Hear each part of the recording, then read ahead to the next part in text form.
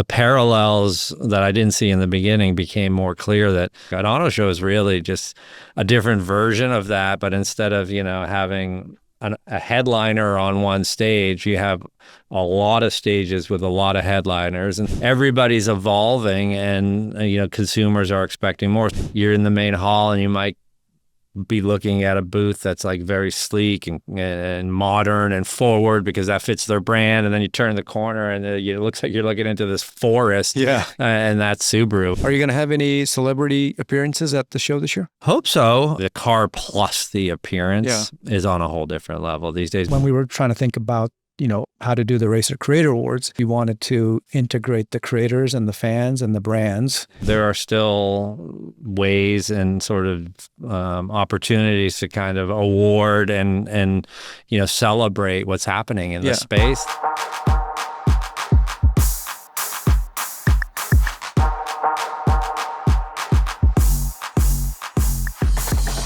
All right. David Fortin. Hey, great to have you on The Creative Drive. I'm glad to be here. Yeah. Appreciate it. The LA Auto Show is coming up in about a month, a little less than a month now. Yeah, we might be one day shy of a month, 29 days or something. So it's go time over here. Yeah. Tell our audience what you do for the LA Auto Show. So I'm the vice president of marketing for the LA Auto Show, kind of touch a little bit of everything, but primarily driving promotion, awareness, marketing, advertising to make sure we're reaching all the different audiences who might have an interest in the LA Auto Show. That's from the potential new car buyer all the way to the lowrider fan and enthusiast and everything in between. We have a lot of different roads that people take to get to the LA Auto Show, and that's kind of what makes it special. I think a lot of events annually are a little bit more niche or even just coupled, or maybe it's three kind of things, but like our show really embraces everybody. Yeah. So you might see a classic car next to a hyper car next to a 2026 model. Hey there, quick break from the drive to share something I'm genuinely excited about. If you live and breathe car culture like I do, you've got to check out Racer Plus. It's the new streaming platform for motorsports, rally, off-road, drifting, bikes, it's all there. We stream every stage of the World Rally Championship, Full Dakar Rally, Crandon Off-Road, DTM, Le Mans, World Superbike, the Isle of Man TT, and even Formula Drift. FD fans, this one's for you. It's all in one place, even these podcasts. And here's the kicker. You can bundle Racer Plus with a full year Racer magazine subscription. That's 6 beautifully designed collectible issues delivered to your door. It's one of the few magazines out there that still feels like a piece of art. I even contribute to the magazine too, and we're really proud of this product. So whether you're into drifting like I am or off-road like I am too, just inspired by the stories behind the scene, this bundle hits everyone. Head over to racer.com/bundle and sign up now. Let's keep driving the car culture forward. No, interesting.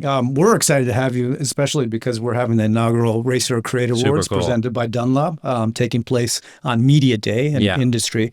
Tell us what, Automobility LA is and what industry in the Media Day does. It's on the 20th, the day before it's open to the public, right? It is, it's a registration-based event. So you would essentially register, and then we do vet and approve everybody who comes, because it is primarily a B2B event. It's where the industry is invited to come and see and witness the debuts that the different OEMs are bringing, as well as the media of the world coming to participate in that as well. And Automobility LA has evolved like many things since the pandemic. Pre-pandemic, the automakers were really driving the day as a vehicle and a platform for a lot of debut announcements. Yeah. Then the pandemic hits, and they still need to manage their business and promote their latest products. So some of them moved digital, some of them moved outside of the traditional auto show calendar between New York and Detroit and Chicago and LA being the majors.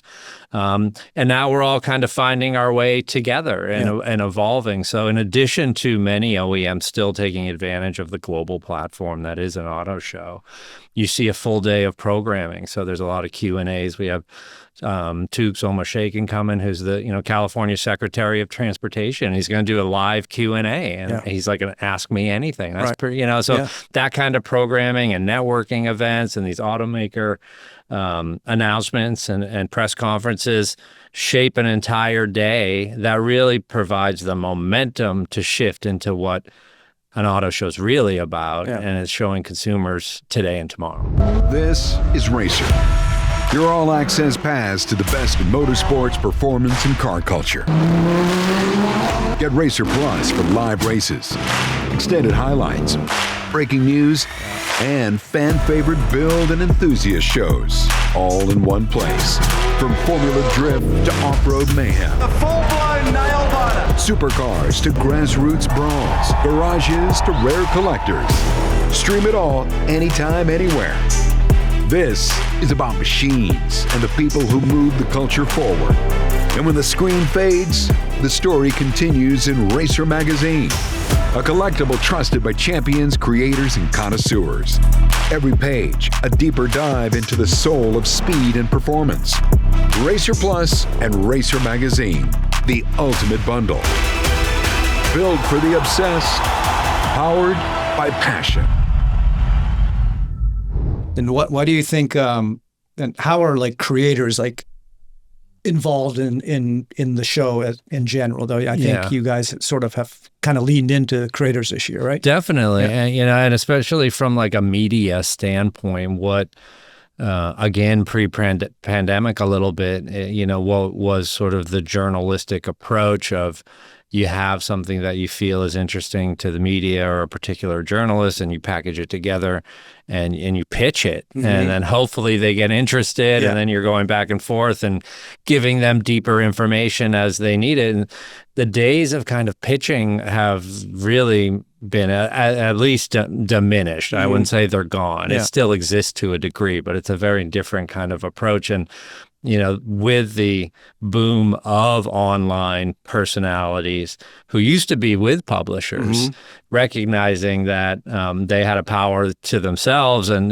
taking that to brand, whether they branded a product or branded themselves, it's been really wild to see that shift happen. And then they kind of own their audience. So then you end up working directly with the person who is going to like celebrate the message, and that's a new game, and it's kind of fun. Yeah. When did you guys start noticing that change and decide to sort of act on that? Right? Because at the beginning they're probably like random guys with like 1,000 followers trying to get in as media day, and back in the day it was like, no, you're not accredited media, right? For sure. But now you're kind of open arms. Like if you have an audience, if you're sending out the right message, you're welcome, right? Yeah. And I think to your point, you're right. It kind of seemed like you were either on one end of the spectrum. You were either maybe like, well, you only have 1,000 followers, or you're like, you had 1 million, and everybody wanted them, and there was not a whole lot in the middle. And then I think as these niches started forming, and it becomes almost more formalized and categorized as like micro, macro, all these different types of influencers and content creators, and that's a big difference too. Knowing like we took us a while, years, and I think a lot of people, there is a difference between like someone who's trying to be an influencer and someone who is like a true content creator and kind of finding their voice and their audience. And for us, and it's been wild to kind of ebb and flow with the industry. Like folks got really expensive for a little while, and then it came back down, and which is that's the fun part of advertising. It's no different than working with magazines or radio stations. You're evaluating opportunity and then evaluating results on that spend. And we coming out of the pandemic, 21. 22, there was definitely a shift to the recognition of sort of the power of this media shift that was happening. But it's really been the last couple years where we're almost embracing the sort of creators as talent and wanting to partner with them even in a bigger way of just inviting them to Automobility LA and saying like, cover it, Yeah. hopefully. Right. Now it's like we're going to have creator studios in some of the areas of the show with 5, really strong creators who are going to actually come on site and show people in person kind of who they are. And that's a very different shift, I think, from what used to be. You wouldn't have seen like, a news station also take a booth, kind of thing. So it's a whole new content world. Mm-hmm. Have you announced like who the creators are going to be for the creator studio? Not officially yet. Okay. It's very close. Okay. This is coming out next week. Yeah. When is that? That's a great question. It's soon. I mean, I could just do it, and my comms guy would get so mad at me, but we can say, I'll say like Larry Chen's coming down, which is super cool. Yeah. And Sonia He's a Reed judge is for coming our Creator out, Awards, which is too. awesome. Yeah. We'll have a few more, which we're going to announce, which is just great. And, I think, it's kind of also, when we go back to that word talent, like being able to like follow these folks, whether they have podcasts or YouTube channels or for whatever they do. You used to do that, but you would never really get a chance to kind of interact and see them. So I think it's great. They're taking the opportunity to come out and, see their audience in person. Yeah, no, that's a great, thing that you guys are doing. I remember the first time I went to, you were at VidCon? Sounds familiar. Yeah, so they have it in Anaheim. It's Okay. like it was like the first like official like YouTube con, basically, right? So they had influencers and YouTube creators come out, and it just became like this big fan fest / opportunity for brands to sort of like interact with you creators and their fans and the industry at the same time. And that kind of opened my eyes, and it sort of like, when we were trying to think about, how to do the Racer Creator Awards, that was in my mind for sure, because we wanted to integrate the creators and the fans and the brands all in one place. And I feel like, the industry day for us is like a great way to launch the Racer Creator Awards, because everybody's going to be there. The media's going to be there. Industry folks are going to be there. We're going to have the car show for the fans to see the cars and creations of some of these builders and creators. But we're really happy that we're partnering with you guys, because it's home ground too. LA is entertainment capital of the world, and everyone wants to come to LA anyway. And it's a great sort of like cap to that day, and inaugural, but also kind of recognizing what we've been talking about, that the space is really, it's fully legitimized, but like, there are still ways and sort of opportunities to kind of award and celebrate what's happening in the space, that because for a lot of folks who are still hanging on to traditional means, they don't even recognize all this world that's happening with millions of people following. No, it's a whole different world. And it's sort of like that platform divide, right? If you're only watching TV, you don't know what's going on this. Correct. Right? And 100%. You see people with millions and millions of followers who are getting more views than traditional, means of media. And it used to, a lot of those traditional means, it's kind of fully there now, but as an advertiser and someone with a budget who gets pitched by a lot of publishers, the online and digital used to always be the added value. Now it's like the core products have become the added value, and like the digital and online and extensions are the core product now. How do you, so when you're advertiser and you want to get your brand out, like how do you think about, like, where do you put your priorities? There's digital, online, there's obviously print, there's TV, and then there's influence. Like, what is sort of like your percentage of like priorities? Yeah, it shifts every year. Los Angeles is a tricky market, and it's so competitive. Like you said, it's the entertainment capital of the world. So, even when you're considering an out-of-home campaign, you're competing against every new TV show, every movie, the award season. Halloween, Spooky Fest, whatever is going on, something's going county on. Fair, and so there's only so much inventory, and so it creates a supply and demand issue, so that those products are expensive and they continue to go up. And movie studios, the new Superman movie or whatever is going to pay whatever they need to pay, right? Rate, and you're trying to like, once a year. We're a private company, so we're held accountable to every year's performance. Yep. Most of the auto shows around the country, if not all, certainly the other majors, are owned by the Dealers Association. They're nonprofits. Right. So that's a very different model and way of thinking about promoting these events. Probably tied into a lot of other things they do all year long to have the whole picture, where we're kind of one and done. Like the event pays the bills and it needs to succeed. Yeah. So that's a different mindset. It also makes us a little more nimble and kind of like sharpen pencil more, I think. Yeah.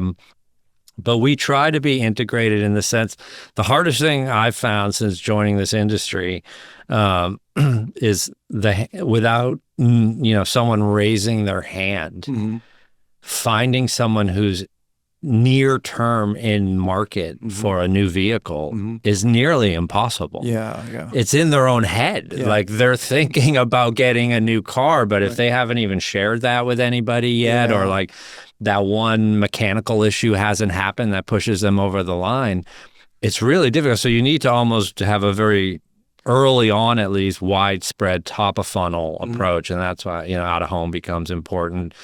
We do broadcast, we do radio, but certainly over the last 3 years, we've seen a lot of that shift to social and programmatic. Yeah. Social more for like targeted audience, and getting like a very particular message to a particular audience. Programmatic, kind of just taking advantage of technology and like, let the money go where it's converting. And, if one particular audience is buying tickets, we want a good return on ad spend. So let the tech continue to serve content to that audience. The tricky part is that audience might not always look like your aspirational audience. Yeah. And so you're doing this blend of, just wanting, to be a good company and be profitable, but also our clients, the OEMs, they have an expectation that we're driving near term, in market shoppers. And we do a lot of research after the show to show that we did get them. But to go back to your question, then you got to kind of blanket the market and fill in with targeted stuff, reach new audiences by working with, creators and whom like someone might not naturally think, why would I go to an auto show? I'm a used car buyer, and I like to say even like, but if you're a used car buyer and you're going to buy a 26 in 2 years, come see them today so you can like in a no sales pressure environment really get interested. And then, in a couple of years when you're ready, maybe that consideration set is smaller. So it's a tricky game though. It really is. Yeah. I think like going to the LA Auto Show last couple of years, you have a lot of interactive experiences there, not just like static, like just watching a booth or seeing a show. Like how have you guys like thought about like from a visitor standpoint to make it more interactive and experiential compared to just like looking at a car on a pedestal. Carpet, and it's a little bit of keeping up with the Joneses in that people are expecting more for their dollar, whatever it may be. You've seen like movie theaters. When I grew up, it was just the movie theater. Yeah. You went in, you grabbed your popcorn, you went and sat down. And like now you've got full service dining and like comfy seats that you can recline. And it's just like everybody's evolving and, consumers are expecting more. So same with us, test drives and rides have become a huge part of the auto show experience, which, again, follows research. I lean a lot towards, if we're not listening, when you ask somebody, what do you want? And they tell you, if you don't do it, you're making a mistake. But it's amazing how often sometimes it can be hard. It can be hard to do what your customers tell you should do to improve your product. It could be expense, it could be resource or whatever. But it's also partnering. We have some amazing partners that come in, and like I was saying, with the convention center, you have the main halls with the automakers, but you have these other areas, and we utilize the whole convention center, so the atriums and the exterior, and it allows us to bring in other types of exhibitors who might be automotive adjacent, might be a brand trying to show up in an unexpected place. Yeah. Right? Like, oh, that's an audience I would never talk to usually, but I'm interested in. And you see those brands, bring fun stuff because they're trying to break through. I remember one year EVgo was on site, and they had like goats, and it's just kind of like, wait a minute, what? But like there was a line, to interact with the goats, but along the way you have to kind of learn about the EVgo product and all of that. So it's just fun at every turn. Subaru is always great. They bring in rescue organizations for dogs and, partner with local organizations. So again, within this automotive event, every kind of corner and everything leads you to something that is a little bit of a surprise, but it's always experiential because it's a 4 or 5 hour event. If you really take in the whole campus and interact along the way, you got to keep it exciting and lively. Yeah, Subaru has the dog pen, right? Yeah, they got that right up front. They have their whole wilderness natural park exhibit. So you're in the main hall and you might be looking at a booth that's like very sleek and modern and forward because that fits their brand. And then you turn the corner and it looks like you're looking into this forest. And that's Subaru, which is like, taking experiential to the extreme. No, they have a cool booth. What are some of the other OEs that are sort of like pushing the boundaries in terms of like booth experiences and things like that? Certainly the Koreans have, embraced test drives. Hyundai has a track right inside with their booth, which is it's interesting as you talk to them. Some value that, and VW and Nissan have also done tracks in the past because they like someone in their exhibit space looking at the product, and then a brand ambassador being able to say and drive it right here, and that contained environment. But other OEs will say, no, we like the multi-track experience outside where you have 6 to 8 brands because you're going to place us next to a brand maybe we're trying to conquest a little bit. So they know the consumer might have that particular brand in mind, but then go, what's that? And they get that experience rather than. So it's always hard, and it's it's with the automakers, they're busy. They've got not only the Auto Show group, massive companies, global companies, and they turn their attention towards us, once they get within 30, 60 days, full bore. But part of my challenge is always like trying to pull out of them like, what do you want me to accomplish for you at this show? Like they're so busy, and it's leads and, visitation, that's the normal stuff. But like, it's part of the challenge, just kind of like, we want to deliver for all our partners. But sometimes finding out what they want delivered can be tricky. How far out? So you said 30, 60 days, but I guess like brands book their space, right? That's the first thing they do, but you have no idea what they're going to do in their space, right? How does that happen? I want to hear like some are great, I will say. Like so the show ends within 30, 60 days. You're talking December and January, they're holding space. Okay. Others, take a little bit longer. Some of it's fiscal year plays a part of it and kind of getting official. But you'll start with like verbals. We definitely want to come back. We probably need more space. Some brands might say, I think we might need less space next year. And then it's this puzzle of square footage in currently the convention center has 2 major halls. And some people want to be in one particular hall versus the other, depending on what brands are in which one. So it's this big evolving puzzle. And it slowly starts to trickle in. We might like to add a track this year. So then, our president who's putting that together, is putting a bigger puzzle because let's say this brand wants a track now.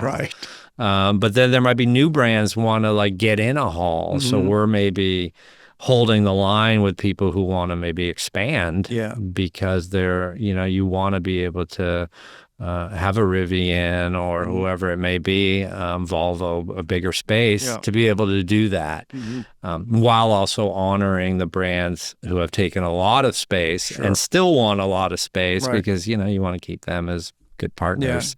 And so it evolves. I mean, this year it was a bit of an unusual year with the convention center construction announcement that they're preparing for the Olympics. But it carries through to fall for sure, with little pieces still kind of moving around, and OEs will have surprises sometimes too, and have to make adjustments, and then that could be an opportunity for us, or we've got to be a solve. Is Lucid inside a hall? Okay, yeah. How are the EV brands? I think Scout is doing something with you guys now, Scout right? is really cool. I can't wait. I'm actually talking to them, I think, on Thursday to like really get into what they're doing. But they're going to be out in Gilbert Lindsay Plaza, which is that outdoor area across from Crypto Arena. And it's going to be a very immersive, experiential kind of journey through, that kind of iconic brand being reborn and electrified. And it's a pretty significant, footprint. So I'm excited to hear more. I don't know too much though. Oh, okay. Yeah. All right. So is there going to be any driving the cars I around? don't know if Scout is having a ride or drive. There might be a professional driver, but again, I can't say today. I'll know in 2 days. Because they're right by the main stage, the Automobility main stage, which Correct. is on the Gilbert Lindsay As well, Plaza. yes, So it's a huge plaza. Our stage is going to be like basically looking the stage. If you're on the stage, you're going to be looking You right pretty at much Scout. will be looking right at Scout, and some other test drives that are along the ingress to that like sort of drive-in area. And Automobility LA is busy. There'll be some other exhibitors. I know there's some fleet activity out there in Gilbert Lindsay Plaza as well. Some the food trucks and food things, trucks right? will be out there. We're talking to some partners about potentially announcing something really kind of heartwarming and related to like the Eaton and Palisades fire that I'm really hopeful is going to come to fruition, which will be an impactful activation out in Gilbert Lindsay Plaza as well. That's the nice thing about one, that we're able to take advantage of that space. I think we're the only event that kind of fully leverages the convention center, like give me more space and we'll figure out what to do with it. But then it allows us to do that kind of stuff. That's a great space. So what kind of vendors are going to be out on the vendor area, from the stage, like looking from a right lot side of the stage? companies that will come for that day are looking to kind of get in front of the OEs. So some maybe established, some more startup. And like I mentioned, fleet, and so a lot of times it'll be like the technology behind managing fleet operations. Those guys will want to come on board and be like, what archaic system are you using to manage your fleet network, or have you evolved yet? And the point-to-point delivery and last mile solutions and all of that. It's for me, more on the consumer side. Like when you get exposed to that kind of stuff, it's pretty amazing, the point-to-point on whether it's a product or whatever it may be, like how stuff gets from one place to the next. You just kind of take it for granted, but like I was saying, like last mile solutions, like it's not one carrier always getting it from point A to point B. There might be point A to point A, point 1, A, point 2, A, point, and then it like breaks down. So and that all has to be managed and tracked, and it's pretty wild. What are some of the other like OEs or brands that are going to be doing some cool things at the show? Yeah, so this year, we're looking forward to a couple of things. One brand is a brand called Spark. They are kind of new to the scene. They announced last year at our show their AI-driven product, which is basically a dongle type piece of tech that connects to your car's computer. Usually people would have to like drive into a mechanic, and you'd see your mechanic go under your seat and get in there and like, you got 6 codes fire in, and this is gonna be $1,800. Well, what they've been working on is a real-time AI solution for that, like basically with the power of the phone and through AI, it's always connected to your computer. It's always talking to your phone, and anytime you can bring it up, you can look at real-time diagnostics of how your car is performing way beyond what's in the dash. And it's monitoring, tens of thousands of signals to then provide preventative recommendations rather than reactive solutions. So instead, if you do get in to a mechanic and having them, try to look at something and you're ahead of it, maybe it's a $200 fix by the time it actually failed, and now you got a $2,000 fix. Right. And it gives recommendations on the cost it should be in your market based on market data. Okay. So you're going in empowered, which is for, a lot of people, certainly women, I think, sometimes feel intimidated by the mechanic experience. And like, if you're walking in with a lot of information that, hey, this says it should cost $600 to $800. Why are you telling me $2,000? I'm going to maybe go check somewhere else out. Right. And they're hearing from the mechanics even, like, they like that. If someone comes in and knows what it should cost, and like, we move more people through, right? And it'll be faster. The interesting thing with them and how they're kind of raising awareness of the product is this like incredible celebration of car culture. And so they are participating in everything from Fuel Fest with us. They were up in Monterey, and they just want people to fall in love like they are in love with car culture. They love the F1, they love Fast and Furious, and so they have a multi-room exhibit at the LA Auto Show 2025, and throughout the course of the 10 days, they're doing like 5 different themes. Like, it'll rotate every 2 days, like cars coming out, new cars coming in overnight. And they're trying to like, almost like, we think people are going to want to come back and see this kind of stuff. And they're working with creators and celebrities to like change the experience every day. All kind of to raise the awareness of, at the end of the day for them, the product. But it's, they do obviously celebrate the product too. But it's really more this like shouting of car culture to then discover like, wait, well, who is Spark? I saw a Formula car, like the green and black one. With the Spark big logo on it. I think our partners, our friends at The Meet, who's basically curating our car show, our KYB Red Carpet Car Show. I think they're partnering with them on some things as well. And there's, there's always seeming to be like some of the OEMs have some sort of like milestone. And, I know Volvo's celebrating 70 years in the U.S., and they're going to be having sort of some messaging and experiential around that. They have sort of a larger, almost like like bigger than a trailer, like almost like a giant RV experience walkthrough that they're bringing that I know will be really cool. Alfa Romeo, I think, is celebrating 115 years as a brand. So they're going to do some stuff to like celebrate that with some maybe satellite, very like cool One Alpha promotions throughout the hall. Cool. So that kind of stuff is great. Again, I think it's the surprise and delight is what makes the show kind of like, because on the surface, if you are in the market for a new car, then you're going to shop. And you don't necessarily think about shopping as fun. And so if it can be, and no sales pressure while you're shopping, you kind of get a better experience. For sure. So how long have you been with the show?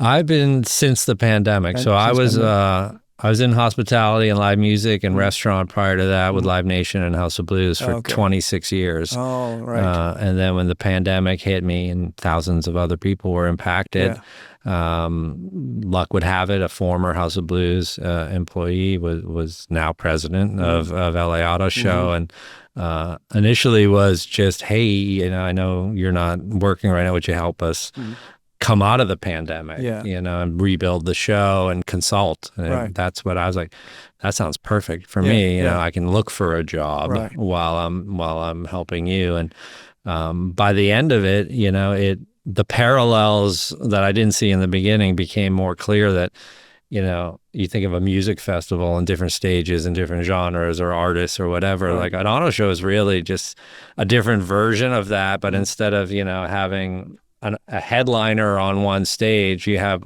a lot of stages with a lot of headliners and smaller brands with smaller stages. And then it kind of all clicked, like how the whole industry kind of communicates and works with each other.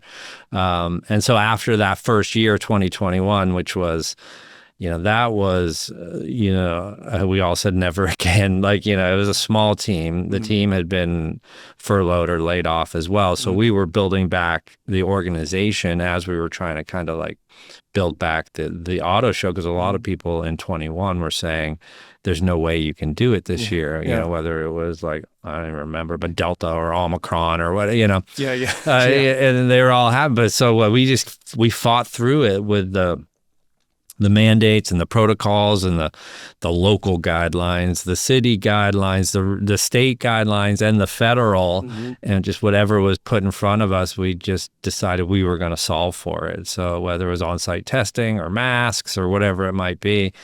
And we held a show in 21, which was the first indoor large-scale event, I believe, in the U.S. of that scale. We were talking like tens of thousands of people together indoors again. And we ended up doing like 75% of a normal year, which, kind of like almost like, emotionally kind of rescued us, like, the industry's okay, like it's going to be. And then we've just been, carrying up since. And then all the other shows followed suit after we kind of had that show. So in 2020, did the show still happen, or it didn't? No, so that was the year they postponed from November of 2020 to May of 21. And we started talking in December of 2020. And then early January or February, I got a call like, listen, May isn't going to happen as well. We're just going to go back to our normal dates in November. But let's do this. Let's get you on board. And we got lucky because that November time period kind of ended up being a lull between whatever the, Omicron and Delta. Like they were everything had kind of like really quieted down, and we could just implement the protocols. And then I think it was like second week of December, like Delta reared its head or something, and it would have been like a whole different story. So we got lucky, and away we went. And we've been building it since. Yeah, no, that's great. How were the OEs like reacting to coming back? I mean, I'm sure the fans were like itching to just get out by this time, right? So I think they came out, but like, was it a challenge to get some of the the clients back? Yeah, I mean, and it was 21 particularly because it hasn't repeated since. So it was definitely a one-off anomaly. Like the amount of regional attendance we had, like our Orange County attendance, was double what it's been any other year. To your point, I think everybody was just like, oh my God, like something to do, and go. And so we saw attendance, even though overall it was down, but from how far people traveled. And then certainly, some were all over it, especially the auto show teams are, they're big believers in the auto show experience. They have internal, stakeholders as well. But, it was, I've been joking around since I got to the LA Auto Show, like, just begging for like a normal year, because 2021 was coming out of the pandemic, but then 2022, you had the supply chain shortages, all that created. 2023 was the United Auto Workers strike, which really impacted some brands. Had to like actually pull out of shows weeks before the show. And then 2024, was an election year, so those are always fun. Let's leave it there. Yeah. And then you have 2025. Now we got 2025 and everything that's going on now. But, we had that construction update I told you about, which, the convention center. And when it's all said and done, it needed to like be modernized. And, is that happening right now? Like, or is it just a plan? It got approved. Okay. And so it will go into effect, whenever, the planning moves into actually shovels into the ground. Okay. What are they going to do with the goal is to connect it. So there is those two halls I mentioned. So we call them South and West. It doesn't mean a lot to anybody, but they're basically two separate halls. And the idea is to make it one continuous hall. So to actually connect the halls over Pico and build a tower up and have additional space on the roof of the tower. Oh, wow. Which is, it's an older building. Yeah. And, we lose out on a lot of, citywide conventions because the convention center doesn't support the scale of events. Right. So they're going to Vegas and traditional places to have these week-long 20, 30,000 attendee, conferences, and LA is just getting skipped over. So, I think all of us agree, it was needed and it'll be great when it's done. Yeah. Living through it will be a challenge. But But having a show while construction's going on is it is. one So we thing. don't know, but I don't think the guests will have much of an impact, from the experience. Yeah. And moving forward, the great thing with the auto show teams, because they've been doing this and they're traveling around the country, some of them doing up to 60 events a year. Wow. They've run into everything, and they almost helped, and some of them helped us kind of like relax and It's going to be because we're paying, like just work through it. Yeah. We're here. We'll be back. Yeah. So you take it step by step. Yeah. Well, the Las Vegas Convention Center had to go through some things, last year, that main part was like completely closed off, but most people don't even. You barely notice. You barely notice, New right? York just did it too. Yeah. Javits Center, a couple of years ago now, I think it was.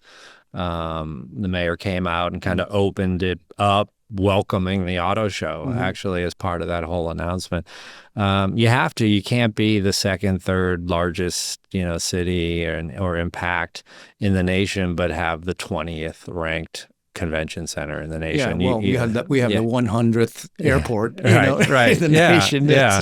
So there comes a point where you just got to bite the bullet and do it. Obviously for us, we're like, could you, let's start the heavy stuff in December. Yeah. Well, I mean, the Olympics is going to be, really exciting for the city. Right. And we just have to, you have to be ready. Yeah. You have to be ready, and you have to support those things if you want to continue to get. You've got the World Cup, coming as well.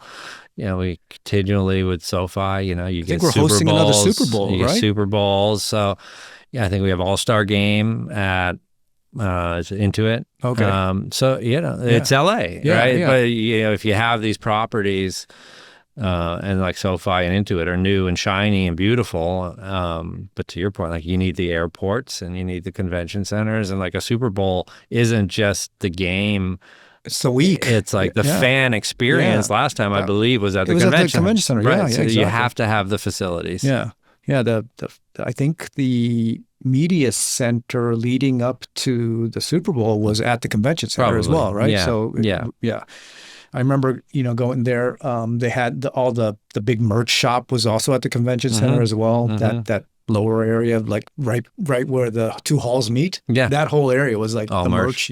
all merch center. Yeah. It's kind of fun with all those type of events too. Coming from the live music side, cars is a whole different sort of world because it plays in every space. So like we did this really cool haul a few years ago with Kevin Hart and 11 of his personal vehicles, and it's called the Kevin Hart Collection. But being in LA, it was such an entertainment component and also celebrity component. It's like, when the Lakers got Luka, the first thing I did when I heard that announcement was literally type in Luka Doncic car collection, right? Yeah. Just to see. And of course he's a car guy, right? Yeah. And so it's like you start thinking about, wouldn't that be a cool way to welcome him to the city? Like maybe we can get one of his prized cars on a stand for a day or something. And it crosses everything. Or like, you hear about, some of, the ownership groups, but they're huge into like Baja off-road racing, and it's like these older guys who love to strap in and go do a 500-mile race. It's cool. Are you going to have any celebrity appearances at the show this year? Hope so. That Hall of Spark I was talking about, he's talking about some pretty well-known names coming by. All right. We know that some of the manufacturers are looking to bring in some like other professional driver relationships to come in for some signings. Cool. We've got some sort of lifestyle partnerships that are fun. We're doing a merchandise drop with a pretty well-known artist that we haven't announced yet either. But like, and that's what we were talking about, all these different audiences, you know, who resonate to get creators or individuals. Like having them on site is really seeming like, at least for me, like one of the truest ways to kind of drive new interest. Like it's not just like having maybe their car, but like the car plus the appearance is on a whole different level these days, because so many people can discover it now. It's not the traditional sort of, well, I didn't catch it on the news or something, so I just missed it. It's like there's 100 touch points, digital and social. Yeah, no, it's that's the cool thing about car culture these days. It's just overlapping with like music and fashion and food and so travel. So many aspects of car culture. Just, you know, like sort of stretches over everywhere. To other things, and that could be part of the show too. So we just announced. You mentioned food, and you know, it's maybe not on the surface. It's like a natural fit, but so Marathon Burger, which is a burger shop, it's kind of like a very hot burger, fries, shakes kind of establishment. Well, it's Nipsey Hussle's brother, kind of honoring Nipsey Hussle's legacy, and it's called Marathon Burger. And you know, Nipsey sort of believed that, like, you know, you really needed to believe in yourself and work hard and like don't give up, and kind of this life is a marathon. So the Marathon brand, Marathon Burger. But when you think about a burger spot and you think about decades ago and like the sort of the drive-in and eating your car, and you picture, you know, those old-timey like Bob's Burger type places, they're also celebrating that. So they you know, and my team got in touch and started, what might we do at the show? And so they're going to come in, they're going to be part of this new area of the show called the Underground, which is kind of celebrating all parts of car culture. And they're going to serve burgers on the weekends, and people will be able to buy them. But they're also bringing in like some of their cars and their retail experience. Again, it's, to your point, it's all connected, and like they get it. And, you know, they're looking to introduce, you know, their product to a lot of people. So we give them that experience, and we love having, you know, their version of car culture come into the show. One thing that I don't want to forget to mention is the off-road, the overlanding sort of like section that the OVR guys are doing. Can you talk on that a little bit? This was fun. So I'm pretty sure it was 2021. It was a late in the game sort of ask we got from one of our agency partners, and it was like, hey, we got these Go Fast camper guys, and they're interested in maybe like camping out at the show, and they'll all drive in, and we were like, oh, that's kind of cool. So we actually embraced it and set up this like kind of like faux campground kind of style with like turf and campfires. We actually had like Cirque du Soleil style, like people come out who are like squirrels and deers, and like, but they didn't know it was happening. So like they just suddenly appeared, and like, so we just made a thing of it just to have fun with it. And, you know, it kind of like exposed us for the first time to that world. Like, wait, what are these vehicles with tents on top and that kind of stuff? And then partnering with OVR Magazine the next year to really like dive in and go deep with it. And you see some of these rigs driven a little bit by the pandemic and people wanting to get, you know, as far off grid, but needing to be self-sustained in many ways. And, you know, where they have taken it, you know, some of these $100,000s of dollars, you know, you could go and you don't need to come back until you want to come back. Off You've the got, grid. you've got satellite connection, you've got food storage, you've got solar, everything kind of. So, to like the simple, Subaru Outback guy who just put a rack and a tent and an awning and some other stuff, but he's also fully contained, and so that has continued to grow. They've been in main halls, they've been in other parts of the convention center, and kind of like just have become this annual sort of experiential opportunity to kind of see where that particular part of like vehicle-based adventure is going. That's a pretty big draw for the fans too, right? To kind of see like these decked out vehicles shows you what's as well. potential. I think there's it's a little bit, it's like a dream ride a little bit. There's a certain type of person who's actually going to do it, but like seeing a converted van that literally has like a barista shop built into the side of it, if you're a coffee lover, it's kind of like, oh my God, that would be amazing. To, like you said, like, and the OEs are adopting it too, because, they're wanting their product to be the base for it. And so they're getting into the game. And then of course it's every extension of it. It's the tires, and like, we try to be helpful on our website to kind of, as a platform for discovery, we kind of help open the door a little bit. So we've got like a page of like top car museums and top events in town, and we have a top overlanding tips. Okay. Just to kind of get you like centered, right? With simple questions like, well, where do you want to go? Yeah. Because your tires matter, right? Depending on where you want to go and how long do you want to go and all that kind of stuff, to figure out, what's best for you and your family. And, the show itself, when I first came on board, I used to use the word empowerment a lot, because it is about individual empowerment. If it's a new car purchase, certainly feeling like you bought the right vehicle for your family. Yeah. And so getting information and talking to a brand ambassador and, feeling empowered before you go to the dealer or go to start your online, decision-making and research, is just very comforting. A car, it's the second biggest purchase most people make in their life behind their house. Right.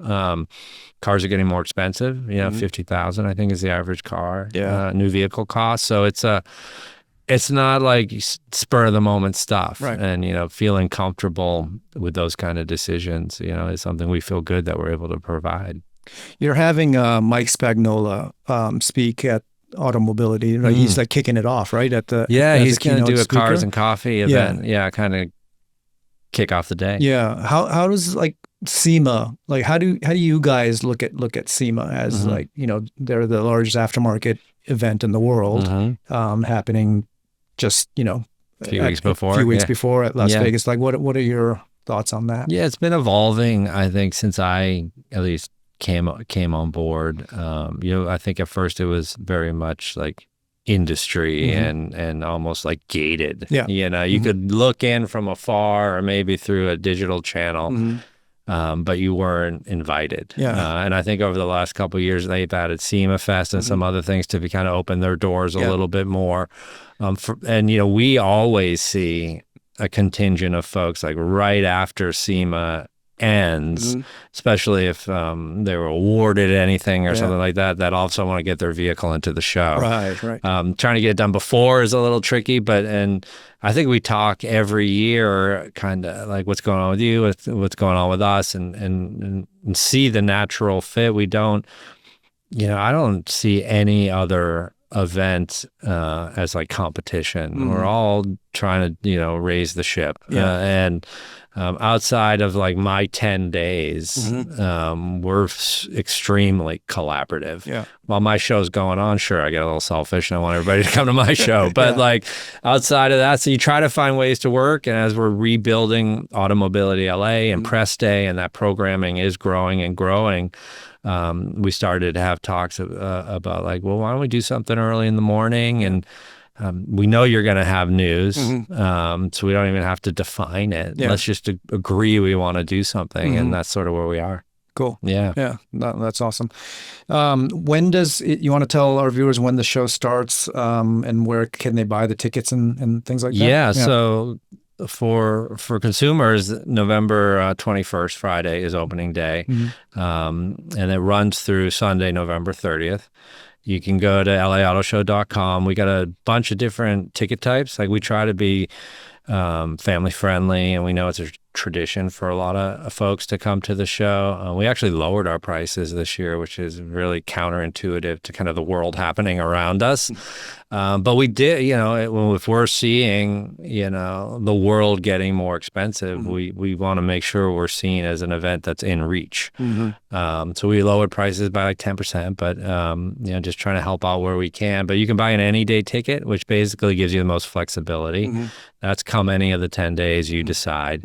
So we definitely see that second half of the week kind of get more and more busy because people are realizing like, oh, I had 10 days, now I got 9, I got 8, I got but we also have weekday tickets. You can save a few bucks if you want, if you want to come Monday through Thursday. We got special opening day ticket if you want to join us on opening day. For us, it's important to kick off with a strong opening. So we lower ticket prices if you'll come on opening day. We got Thanksgiving 4-packs, so you can save some money there as well. And then we get some VIP premium, products where you can do a guided tour, or you can get in a little early if you want to avoid the crowds. So a little something for everyone.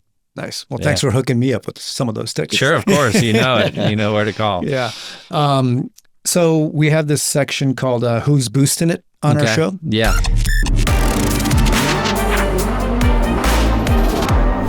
Can you tell us which brand you think is boosting it right now? Which creator and which event you think is doing a good job? Okay.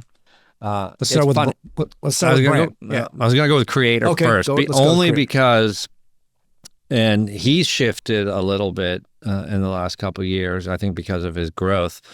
But as I was kind of getting familiar with the space, I was early on very impressed with Daniel Mack and and how he took a sort of non-traditional moment of kind of like running up on people, and but that kind of authentically being interested in like what do you do for a living to end up in that kind of car, and it was like kind of catering towards I think a little bit of more premium, like beautiful exotic cars or expensive cars, and like you're getting everything from like, I don't know, I'm a doctor to this and all that, or I own real estate, and kind of walks of life. And so there was something about, that sort of like pure approach to like his kind of like almost like naivety in the beginning of like truly wanting to know. And he's grown that into a brand. Into business, a full brand. And he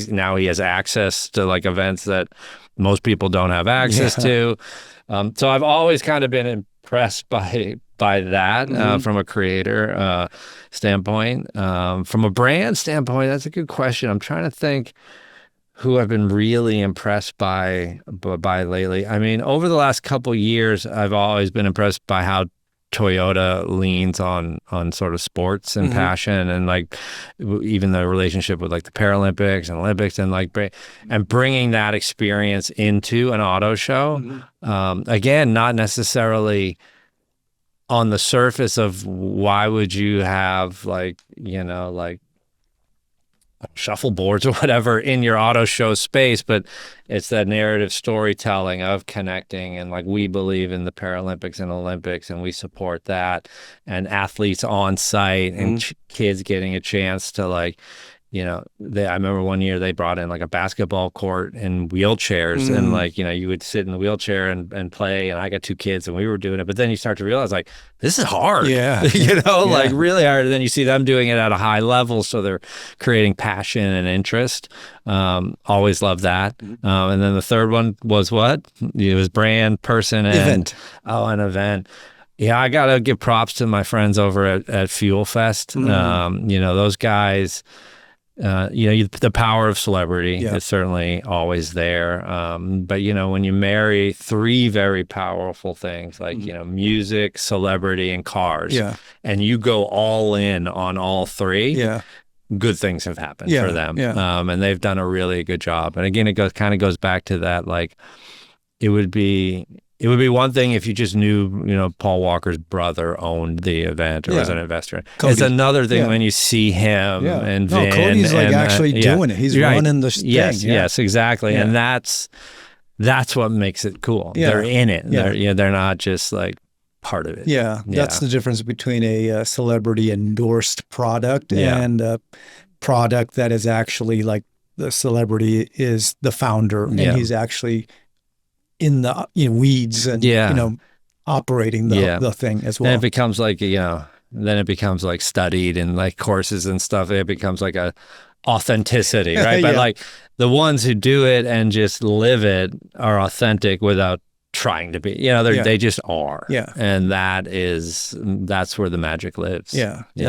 I think you're absolutely right with these celebrity endorsed products. If they're just an endorsement, it might work sometimes and it might not work sometimes, right? If things align, they work. But I love it when celebrities actually like roll up their sleeves and do the work, right? Not have like their guy do it, right? And with Cody, I can totally see that he's in all it. In. He's all in. He's all in. Yeah. And I think that kind of like permeates throughout the organization as well. So fans of Paul, fans of Fast and Furious, that's just one way to sort of like, get into the scene, like an easy way for them to get into the scene as well. Maybe, some of these other car shows might be a little bit too high or too like, like you just feels out of reach. Out of reach sometimes, And it evolves, like I mentioned Toyota and, this year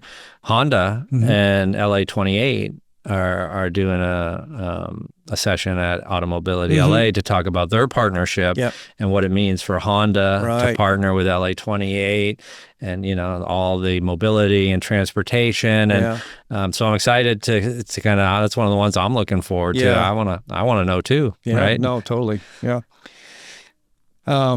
And the Creator Awards.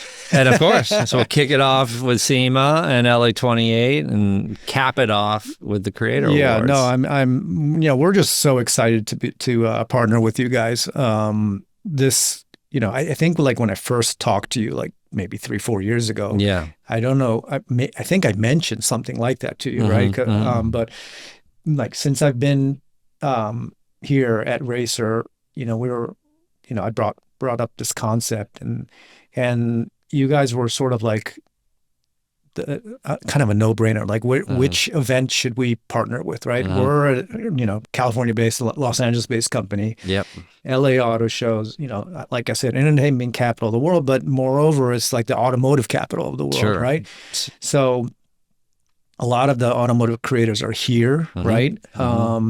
And it just made sense to partner with you guys. So we're just like super honored and happy to be able to be part of the show and actually like be kind of like headline, the show, the industry day, because we're the last thing on the agenda. Right, it's where everyone's going to culminate, and there's always been every auto show or most auto shows will have some sort of partnership, but being additive with the exciting, new products, because great partnership with Hispanic Motor Press Guild Awards and a sort of NACTOY has some announcements at our show. We've got a new company doing a custom car award, and so you got to keep evolving, and it's an important part of it. And so, and like I was saying, with like the all roads kind of mentality, what you're celebrating is also important to us. Yeah. Well, I mean, like we said at the beginning, creators are a big part of how people learn and engage with automotive content and culture right now. So, Racer is also evolving at the same time. We started out, printing magazines, but now we're running a Creator Awards show because we feel like creators are the future, and we want to be part of that, So it's interesting with that, seeing a magazine brings me back. I haven't been in advertising for so long, and we talked about OVR Mag, and it was. I remember the day Mark Hahn over there was telling me like how cool it was to be putting out a product where the people actually wanted the touch and feel. Yeah. Because you're going off grid. You don't want to be sitting on your phone at the fire. You Right. want to be looking at beautiful pictures and Exactly. spending time. And Yeah. I'm a big fan of like nice paper and all that. Yeah, So that's no, awesome. Yeah, I mean, it's, there is, this is not the only, media to consume content these days, but it still is a very high quality experience that you don't get from this, right? Because it's actually in your hand, and it's way harder to get in this than to publish this. You just hit send, and you can put anything out there. Yeah. So it's sort of cheap, right? Yeah, I mean, you yeah. put a lot of work into it, but the publishing part is like no effort, right? Yeah. To get in this is you got to go through a lot of, there's a lot of people behind this product. Yes, yeah. And a lot of things that go into actually like printing it and editing and, getting to distribute it. It's a lot. So there's value in this, and people still recognize it. So that's why I think younger people right now are actually, embracing, print media now. There's a lot of high quality enthusiasts, magazines out there that are being sort of making a comeback. Not the the more accessible ones have gone away, but there are a lot of like high quality magazines out there that are being that are actually coming out now. Well, I think it goes right hand in hand with in real life experiences. Like, I think that there's a generation where the internet had its explosion, and social media then had its explosion, and it kind of dominated the mindset.